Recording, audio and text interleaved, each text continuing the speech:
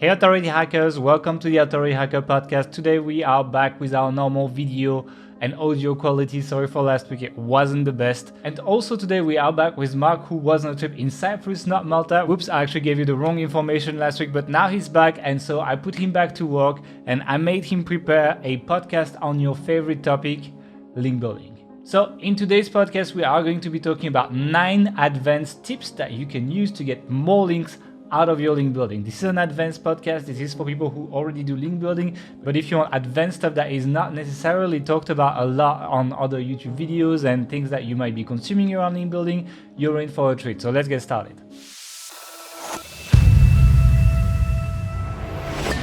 Hey everyone, welcome back to the Authority Hacker Podcast. My name is Gael Breton. I'm one of the hosts of the Authority Hacker Podcast.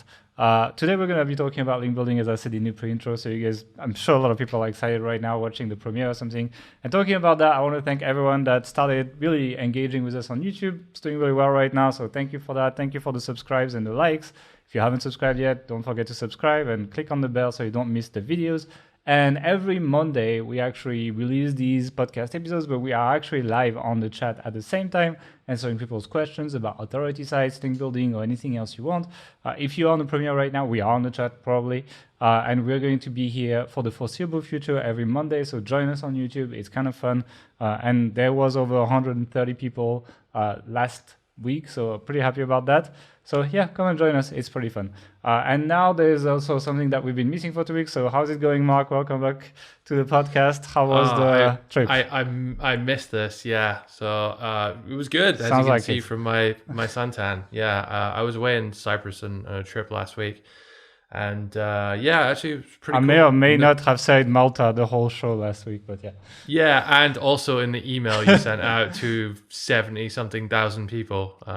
Actually, one guy messaged me. I thought if I was wrong, yeah.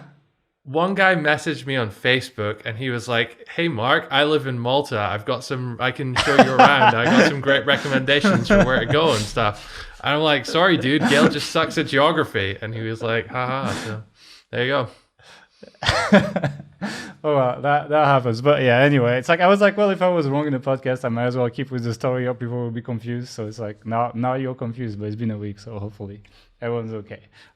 Anyway, no dogs today. If you want the dogs, let us know in the comments, by the way.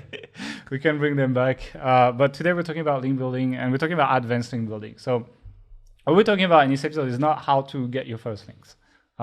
We have other episodes for that, and you should definitely search for these. There might not be video. We have a lot of like audio podcast episodes. You might want to search for these on SoundCloud or Spotify or something like this. We have a lot for beginners, but today we're talking about advanced tactics to get more links out of your link building. Essentially, if you're already doing link building, how do you get more links without spending more resources, doing some smart tips and tricks? And that's what we're going to be talking about. And it's really Mark's field. Link building has been something you've been focusing on for like the past few years. Like I haven't touched it a lot. So you're really going to be talking a lot, and my job is to essentially ask you all the questions that people that are listening may be asking, challenging, etc. So be ready. Go ahead. Okay, so let's just get straight in with the tips then. Tip number 1 is to enrich your data using census information. Now, what I mean by that is that whenever you get a list of emails to send out from a tool like Hunter, say, often Hunter.io will provide you with the first name of the user. And it gets that some of the time, but not all of the time. And I think we did a study on this last year. We analyzed, was it like 600,000 outreach messages we did? Yeah. And we tied back the not just the response rate, but the successful link placement to a bunch of factors. And what we found is that when you had the recipient's first name in the outreach message, you didn't get any more responses, but you got significantly more. I think it was 50% more links out 50%, yeah. Yeah, which was a really kind of quite eye-opening, actually. So what that told us is we need to get people's first name, but it's quite difficult to do that at scale if Hunter isn't getting it for you. Like, what do you do? Well, what we found is that in the email prefix, so my email address is mark@authorityhacker.com. So the prefix would be Mark. In that prefix, often there was someone's just full first name. And so what we did is we just went on Google and searched for like US Census data name list or something. A lot of programmers, a lot of script creators will use big lists of names for various things. So there's a bunch of text files out there which you can, or CSVs, which you can get lists of like 5,000-10,000 names. So what we did is that we built a formula in Excel which would extract just the email prefix of all these email addresses from the outreach of Hunter. The formula, I'll put it in the lesson notes. I'll put it on, if you're watching on YouTube, we'll put it on the screen. It's the left formula. It's not a lesson. Yeah, whatever. I'll put it on the screen on the video. It's the left formula. So you're basically looking for any character which is one before the @ symbol in an email address, and then pulling out everything to the left of that. So once you've done that, you then VLOOKUP the US Census name list. So does that word appear in that list? If it does, then you can safely assume that that's someone's first name, and you can use that in the first name field. And the good thing is you just create that formula once, drag it down, and you can do a infinite size list. And you can usually get like 20-30% of no, I think it's like 15-20% of names that you wouldn't have gotten from Hunter. So it's a really good way to enrich your data. Your data, yeah. So it's really big for like these big prospecting and sales company, right? They're really like obsessed with like enriching their data. And it's something that outreachers don't do that much. I mean, as we promoted Shotgun, obviously, we're like, well, you don't need all that stuff. But actually, it's kind of like this 80-20 thing. Like maybe sometimes a little bit of data can bring, like if it doesn't take too much resources and if you can automate it like that, then it's probably worth getting still. You still get better results by having more personalized emails. It's just sometimes it's not worth going all the way because it takes you so much time per email that you send so much fewer emails. So it's kind of like finding that balance. This is why we're saying this is an advanced podcast. Like you don't need to know this if you haven't done any link building or if you're just getting started. This is one of those things that you can add on at some point later. But as you said, it takes very, very little time to do this. So I would fit it in the 80-20 on the 20% of things that you can do that get 80% results side of things. So definitely something that should be added to any outreach campaign. If you're on the audio of this, we'll be overlaying some footage of Excel on top of us talking, so you can go check the video for that. And if you're on YouTube, well, you're seeing it already. And then actually the success rate went from 3% to 4.5% for this outreach. So it's pretty good. The funny part is the replies were almost the same as well. There was 17% with the name and 15% without the name. And open rate was like slightly higher as well with the name, 60% versus 53%. So it's not a complete game changer, but yeah, in the end we got still 50% more links. And if you're sending thousands of outreach emails, it really will make a difference over time. It's these 1% improvements really. Anything else on this? No. So the next one is around how to merge multiple Ahrefs link reports. So Ahrefs, great tool if you want to put in a website or a URL and get a big list of all the links that you can find who are pointing to that page. Now, when we're doing link building like guest posting, Shotgun Skyscraper, often we're building pretty large campaigns, and these are targeting people who are linking to multiple sites, sometimes hundreds of different sites. And the problem is that Ahrefs doesn't allow you to bulk export multiple lists at the same time. You have to go in, manually click the button, and then after you download it, you have to wait 8 seconds before you can request the next one. I think there's some kind of mechanism to prevent their server getting overloaded or something. I'm not quite sure. Yeah, scraping basically. So that presents a bit of a problem if you have to do hundreds of lists. So I'm going to talk a little bit later when I talk about automation and building tools to automate parts of your link building process later in this video, in this podcast. Sorry, I'll explain how to overcome that in a way. But if you're still downloading them manually, you'll end up with this big folder with dozens or hundreds of these CSVs. So how do you merge them all together? Well, there are a few ways to do that. You can actually do it in command prompt in Windows. If you navigate to the folder where they're all in and you do star.csv and then give the file a name, that will actually just merge them all. It's actually really easy. And it's free. Text file, yeah. Yep. There's it'll merge all the CSVs. It's a hacker way of doing it, yeah. There's a tool called merge-csv.com where you can, it's a free tool, upload a bunch of CSVs, it'll merge it all together. Now, the problem with that is that if you upload the standard Ahrefs output, it'll be all gobbledygook. It won't understand it. So when you're downloading the Ahrefs files, you need to, instead of UTF-16, select UTF-8 file format. No idea what that means, but it's some kind of different text format. I don't know. But if you do that, it works with Merge CSV. If you don't do that and you're a member of one of our products, then we actually built a tool that also does it as well. So if you log into your AHPro or TAS member portal and you click on the tools button at the top, there are a few tools there that do various things. One of them is merge all of these CSVs together. So the use case for this is if you're doing a big, let's say, Shotgun Skyscraper campaign and you have 100 different competitors that you want to outreach to the people who are building links to that, you can make one single campaign in Mailshake or GMass or whatever tool you're using to do your outreach.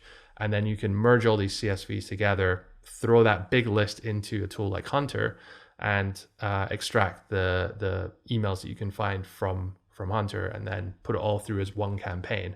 And it just dramatically speeds up your processing rather than having to upload each one by one to Hunter. Or, as I've seen some people do in the past, copy paste the data from each one into the next one, and it's a very slow manual process.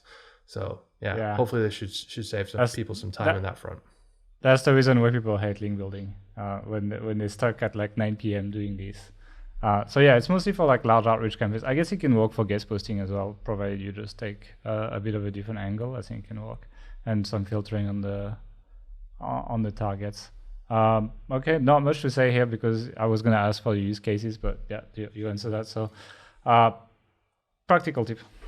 Next point. And this is actually really important because I guess 3-4 years ago, all we did for link building was Shotgun Skyscraper because it was just like the golden goose that would never stop laying eggs or whatever. And then we showed it to people. Yeah, then we showed it to all you guys, and it still works. Like we still do it for all of our sites actually, but what we've noticed is that there's a huge drop off as soon as you start outreaching to sites which are DR around about 60, 65 or higher. Those sites, the vast majority of those sites ignore all kind of shotgun type outreach. And you need to go in with a much more tailored, customized pitch to stand any chance of being heard.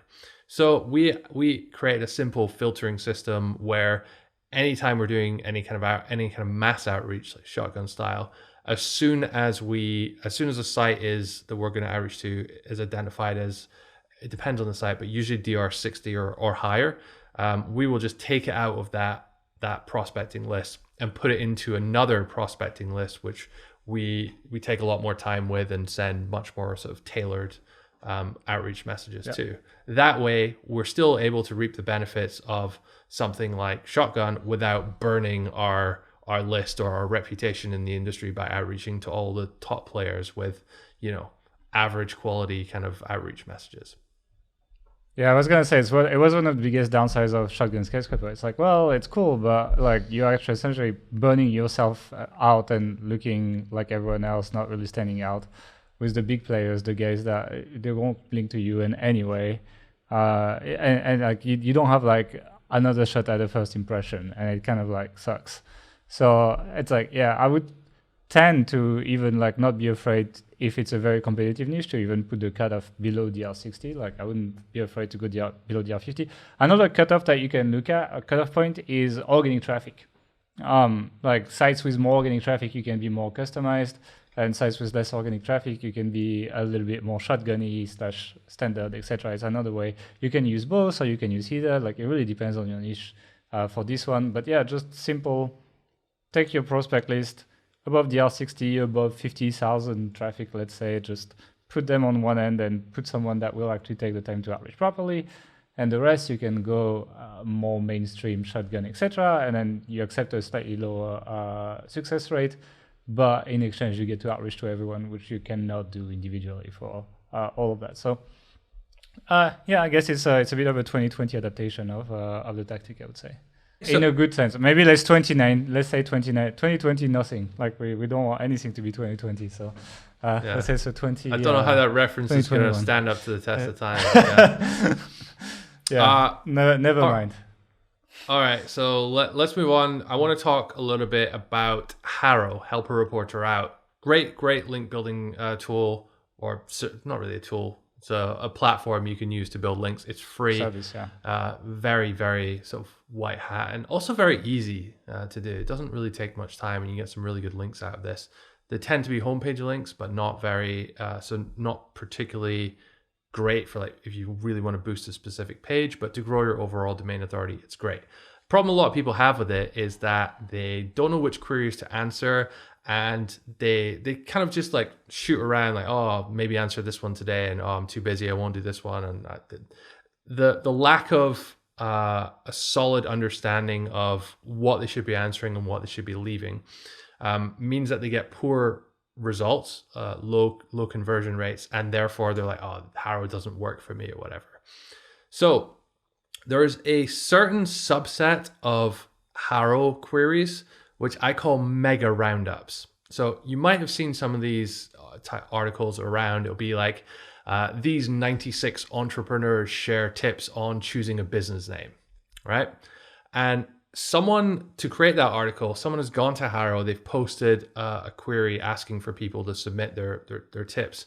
And then they'll literally just take anything which is legible, doesn't look terrible, and is just kind of all right. Like their bar is pretty low for what they'll take. And yeah, probably a good use of GPT-3 here, right? Like you could probably use GPT-3 to answer HARO, no? I don't know. That's an interesting point, actually. I would love to see. Actually, yeah, that's a pretty cool experiment. What if we just? That's good. Maybe we should cut this out of the show so we can try it first. But I don't know. We're gonna get sued by Session for destroying the service. Total sidetrack. But what if you went through and just responded to every single HARO query every day with a GPT-3 answer? What would your results be? Yeah. How to kill another scary when you think about it, is it? Yeah. Anyway, like in a non-GPT-3 world, you want to be identifying these mega roundups, because if you send any kind of response that's half decent, more than likely you're going to get the link from them. So your conversion rate is going to be very, very high. So they tend to be a query. It's hard to say from the query name, but if you read the first couple lines of the question in the HARO newsletter, it'll say something like, I'm looking for opinions on. And that's the real giveaway. If they say they're asking for opinions, plural, then very often it's going to be one of these mega roundups. You can kind of tell by the queries as well if they're looking for someone to answer a very specific question. But if it's a more open-ended question that could have multiple ideas, often creative things, like business name ideas, or you see a lot of these in like customer support, customer service. What's your top customer support tip or hiring tip from hiring managers is another one.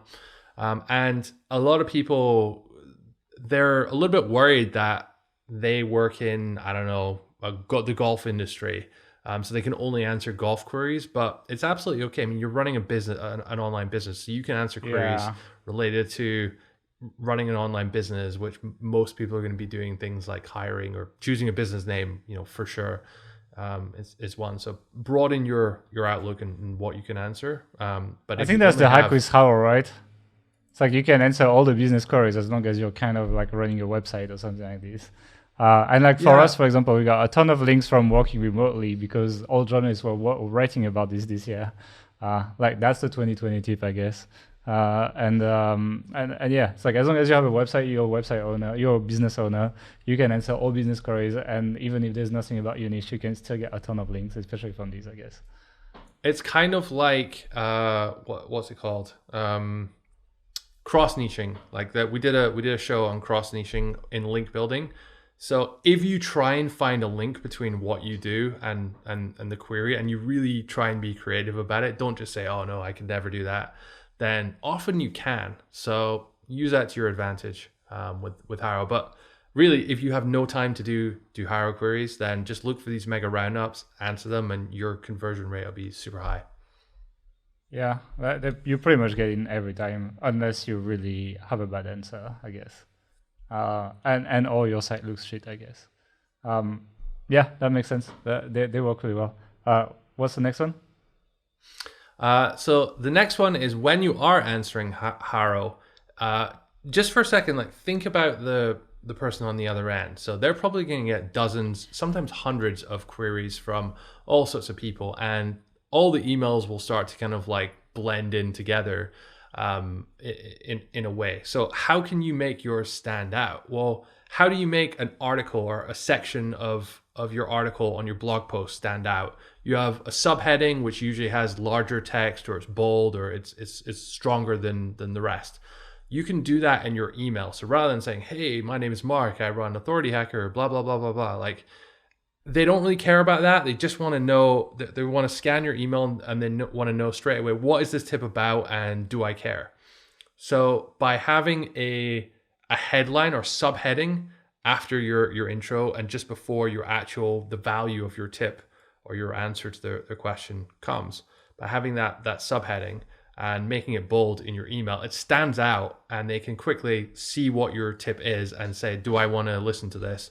And then go through and actually read it. So we've noticed a significant increase in our link acquisition rate through HARO since we started doing this in our responses. Now we did do a few other small changes at the same time, so I can't pinpoint exactly the numbers of growth that this gave us, but it's something we continue to do in all our responses. So yeah, I mentioned a lot. I was gonna say, like, journalists have no time. They have to produce 2 to 3 pieces a day or something. It's crazy. And anything that you make to make things easier for them, so like highlighting the part of the email that actually can use and copy paste in their article, will increase your success rate. Basically, if you make their job easy, then you're more likely to actually get the link at the end and be taken. So it's all about formatting. Like you can see when we send emails, even us, if you're by the way, we send a lot of emails on the newsletter, so make sure you're there. But we do use subheadings, etc. So you get to scan and you can go wherever you want. You don't have to read the whole thing, etc. Same on YouTube, for example. Now we have the chapters, so people can skip to whatever tip they prefer. They can skip the rest, etc. And as long as you make these better, like for example, it worked also, for example, for us on YouTube. When we actually started using chapters, average view time went up 30 or 40% actually. So it's kind of the same thing. Make things easy for people in your formatting, in your email, etc. And you will get more success, basically. Yeah, I just wanted to give an example of something there. So if the query was for entrepreneurs, what is your best tip for choosing a business name? Your subheading in your email, which you make bold, would be something like choose a business name that is unambiguous when spoken. So like that, and you would then go on to explain what you mean by that, maybe give an example or two, but that is the 80-20, the crux of what you're trying to communicate, and they can understand that immediately. Yeah. Basically that's it. I have nothing else to add. I already said what I had to say. Yeah. So moving on to the next one, I want to talk about email deliverability for a bit, because this is one of these areas that's sort of like a bit of an art, because no one really knows how the email algorithms work in G Suite or Gmail or anyone like that. There's a lot of theories, there's a lot of things you can do, and I just want to share some practical tips that I think have helped us and I know have helped some of our members, particularly those who got not banned but ended up getting a lot of email going to spam, and like how to fix that problem, because it is something that's actually pretty straightforward to fix. First of all, in email deliverability, there's 3 things you need to set up. So your SPF records, your DKIM records, and your DMRAC records. Just Google this and figure it out. What I will say is that when you are setting up SPF records, your domain should only have 1 SPF record. So if you have multiple, like your one exists already, and then you're adding in another one, those 2 should be combined into 1 record. It's not a big deal. I don't think it affects deliverability to G Suite or Gmail. We had that issue, and it hasn't really changed anything. Yeah. Apparently it may affect deliverability to like Hotmail and Yahoo and some of the older systems. Okay. But yeah, just be aware of that. Warm up your inbox with actual messaging. So this is really important. Don't just start spamming out link building campaigns on day 1. Start slowly. If you can, start with more targeted, like sniper style outreach, which is going to get you actual responses. Whenever someone responds to you, even if they're like, no, we're not interested, sorry, thanks, reply to them saying, no problem, thanks anyway. And that little like back and forth communication, that is part of your emails warming up process. I've even heard of people doing crazy things like making fake job ads to get a bunch of people to email in and communicate. That's my tactic. That's what I wanted to try. It's like, I mean, you don't have to do fake ones, right? I actually came up with that one. I was telling you, like, we want to get a lot more people interacting with the emails. What is the place where people reply to emails when they actually apply for a job and they actually have to send multiple documents, etc.? And so I was like, well, you can just run recruitment on the same inboxes as your outreach, even if it's real recruitment, right? If you want to do it in a clean way, just run it on the same ones. For example, the Authority Hacker email is also an email that I've been using for a long time before. That's how we warmed it up. And that actually helps also our email marketing, because it gets more email in the inbox, because I've been like, there's actually a history to that email address. Yeah. So you can do that actually. I'm almost certain that I heard this from someone else. I can't remember who. Maybe they heard it from you. I don't know. Pretty sure I came up with it. We talked about this with Jason. It could have been him actually. Yeah. Like anything with link building. No, we talked about it together. What? It's like I gave that tip to Jason, who told you that, because for sure it's my intro. All right. Well, secondhand information here. I was going to say, it's like anything with link building.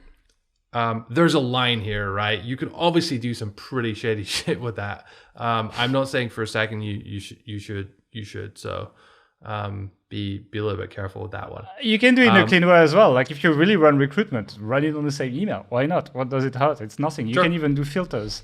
You can do filters so it goes in different tags on Gmail and it doesn't have to pollute your whole inbox, etc. If you do it in a clean way, you can do that. I'm telling you, there's also a lot of people that use micro workers to warm up emails. Micro workers is like a place where you can set up some small tasks for people. You know, you pay a few cents and they do something. You can tell them to email your email. So like Amazon MTurk, and then they reply back. Yeah, it's just an easier interface. MTurk is just really hard to use. Micro workers is easier. So you can do that. They email you, you reply back, and they reply back with something, and then you do that to like with 100 or 200 people. That massively warms up your email, and it doesn't cost a lot. So if you want to speed up the warm up of your inbox, that's what a lot of people do as well. Is it really unethical? I don't think so. I don't think it's hurting anyone, to be honest. So yeah, that's the 2 ways you can warm up your inbox, is using job offers and micro workers. There's a tool out there called Ahrefs, which you can use to identify whether your emails are actually being delivered, if there's any kind of problems with that stuff. And if you do find that a lot of your emails are going to spam, and this can happen if you haven't warmed up your inbox, you've sent a bunch of templated emails, not very customized, and even just 2 or 3 people have clicked report spam. Doesn't take much for email providers to start moving your emails into spam. But similarly, if 2 or 3 people go in and find your emails and click not spam, it's also often enough to move your emails from spam to not spam. So the takeaway there is just email a few friends or family members or colleagues or whoever, and then ask them to find it in their spam box and hit not spam. In I think every single case where this was happening to someone, when I told them to do that, it fixed it. So it's a pretty good solution there. And just on sort of like suspensions and banning and stuff, I think over the last few years, I've seen like 4 or 5 people say or think that they've been banned from G Suite for doing email outreach, when in fact it's an automated user suspension, which is a process. It's an automated process within G Suite. If they think that someone's hacked your email account and is using it to spam people, they'll suspend that account. They acknowledge that they could be wrong about it, and they say it's an automated thing. So just log into your admin panel and re-enable it. Simple. It's like Facebook ads, basically. Yeah, basically. It's like they randomly ban you just in case, you know? Yeah. One thing that I want to say as well is that from several people, I've heard that Glock apps actually is not 100% accurate, and that it often says that you're fine and not landing in spam, and then you actually send a campaign, you'll end up in spam. Seems like Gmail is actually flagging some of the addresses of Glock apps and not necessarily returning the exact same result that they would actually do. You know, I haven't tested it firsthand. It's something I heard from people. But, you know, something to keep in mind. So probably want to test it in real life as well. Another thing, if you want to get higher deliverability, if you don't land in the main tab on Gmail, in the primary tab, then you can ask people to take your email and drag it to the primary tab. And it's more likely for other people to also land in the primary tab when you do that. If you could do that with our emails, that'd be great, by the way. But yeah, it also helps quite a bit. And it's also like a trust signal for these things. It's kind of funny how everyone talks about SEO and nobody talks about like SEO for email, basically. Or like it's a huge thing as well. I actually watched a webinar. Yeah, I watched a webinar on this, and yeah, it really is like a dark art kind of how to do it. More often than not, though, it's applicable for people who have like email lists, like subscriber lists, rather than email outreach. Although if you're doing large enough campaigns, then yeah, a lot of the same principles. I think it's still worth looking into this. Yeah. All right, let's jump on to the next tip.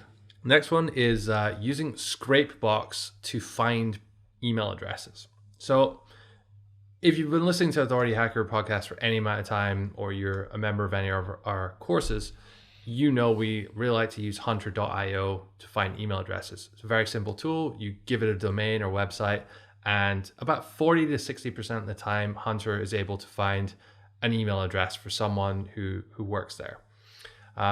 The problem with this is that there's another 40 to 60% of the time when they can't find said email.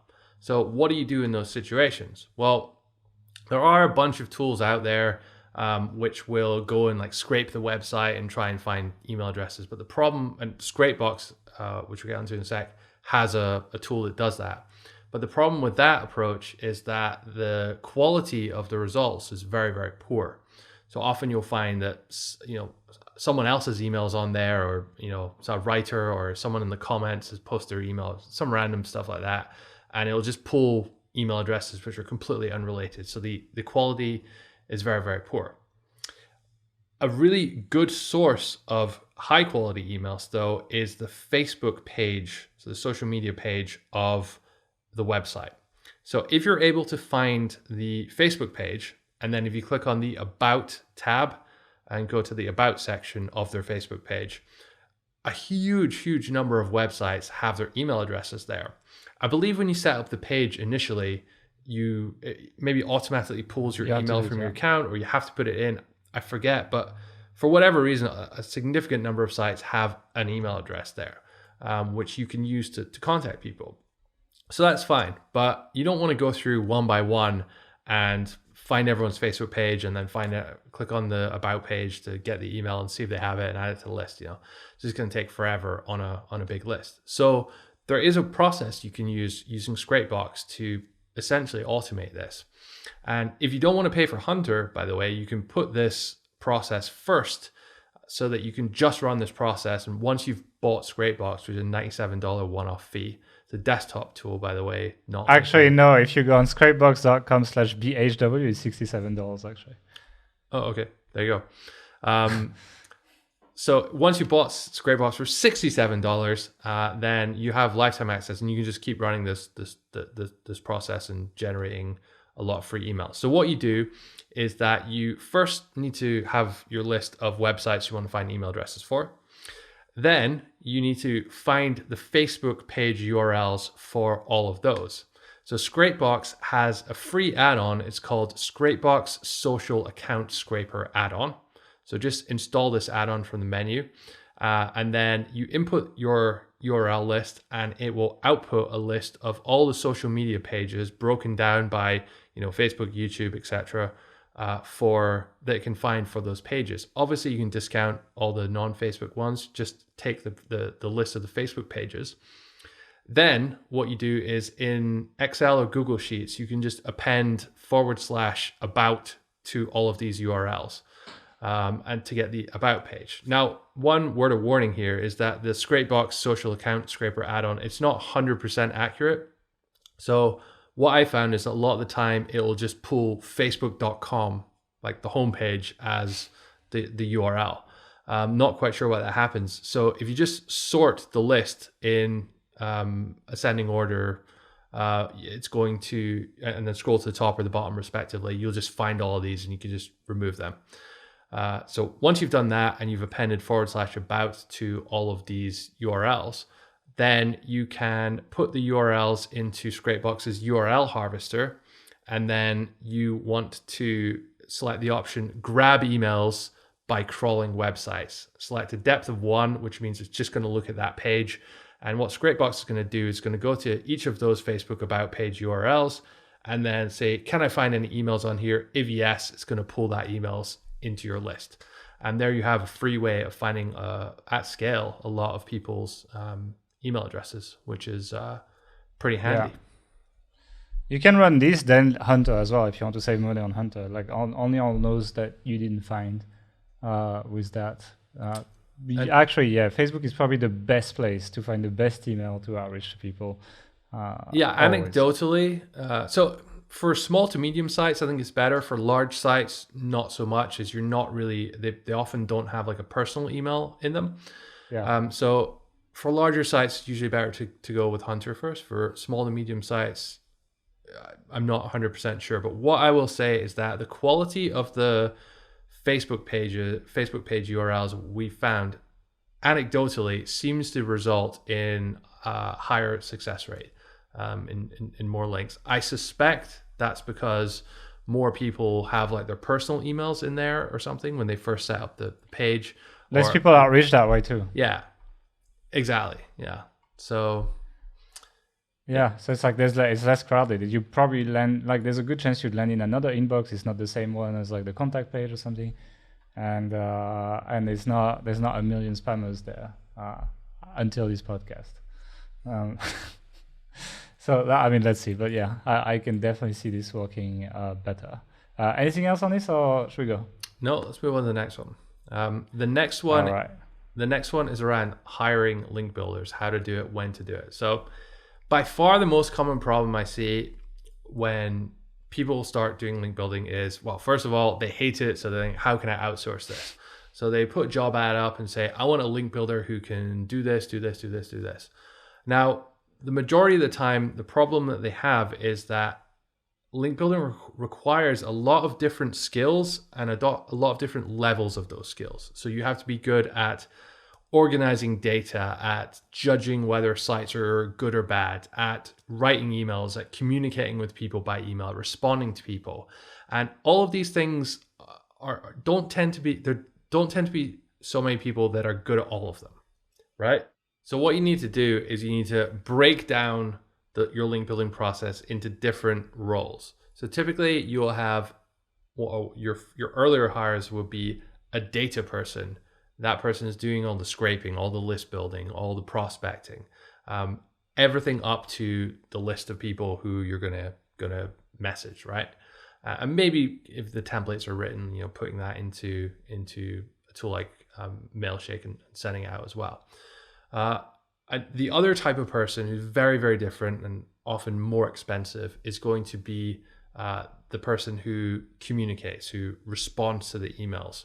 Whenever you're doing outreach, or if you're doing sniper style outreach, the person who's crafting those unique messages. So these parts of the process are probably the most important, and they're what separate a kind of poor to average campaign from a really great campaign.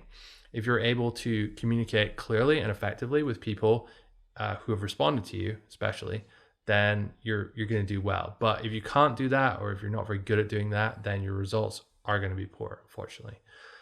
So whenever you're hiring for link building, I suggest breaking down the process into multiple parts and hiring specialists in these areas, even if it's someone who's on an hourly rate rather than hiring someone full-time to take care of it, because even the best people in the world tend not to be so good at doing both of these things.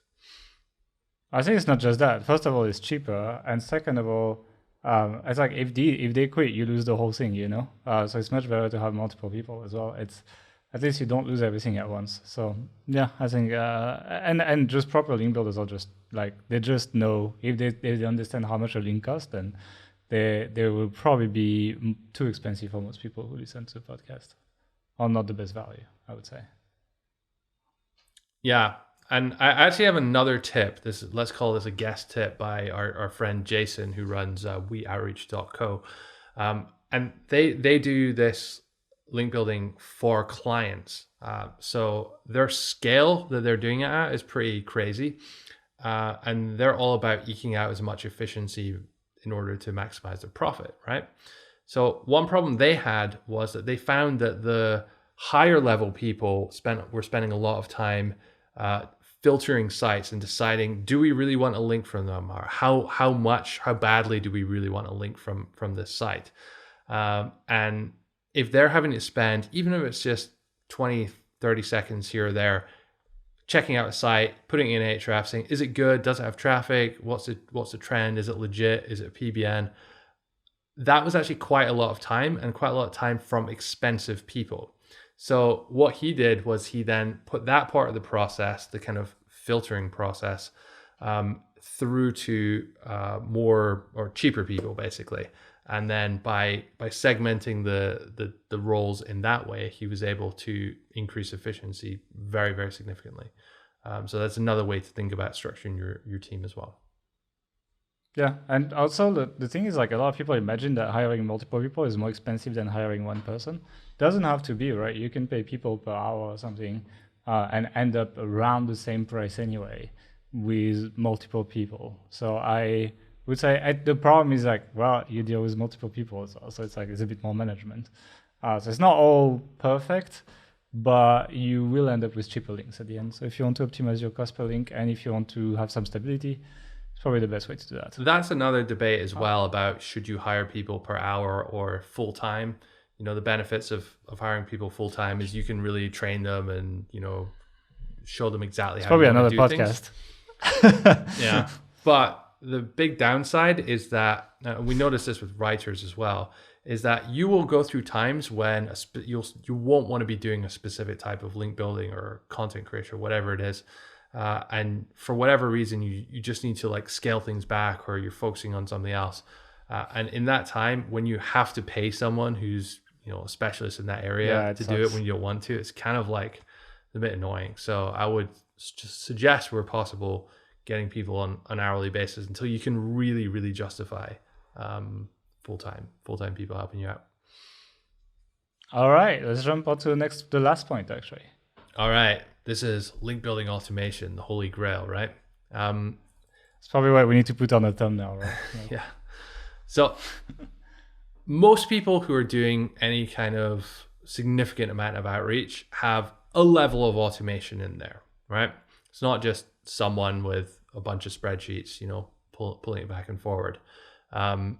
Most people will build macros or scripts or mini tools to help out some of the more repetitive parts of the process.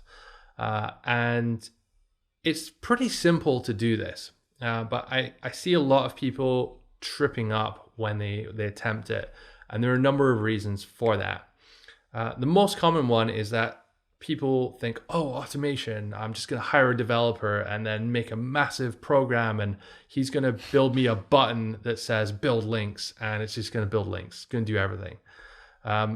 Totally the wrong approach. These types of tools and scripts and macros, which you may want to create for whatever your process is, they are inevitably going to be more complicated than you first imagine.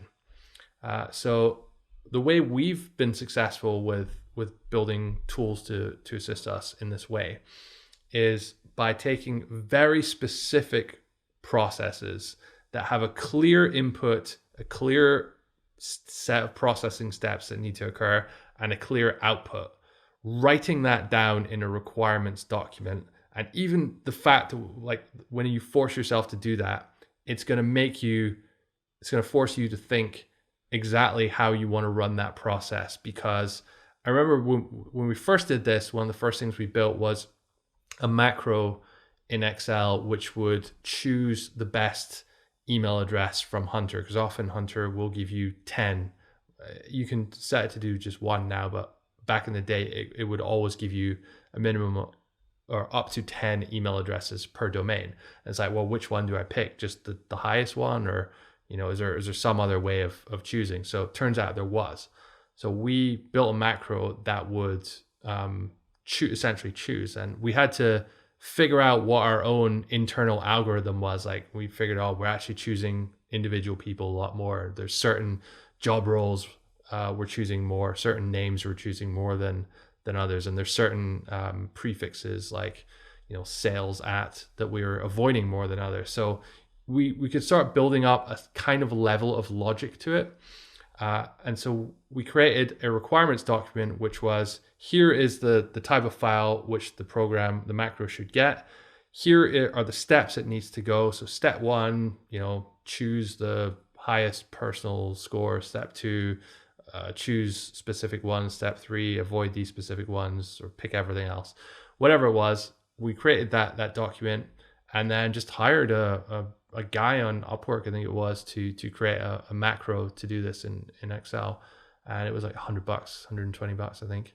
And yeah, there we had that was the first part of automation we did. We've since done a lot more than that, and moved away from macros, because at the scale we were doing that, it was just taking too much time.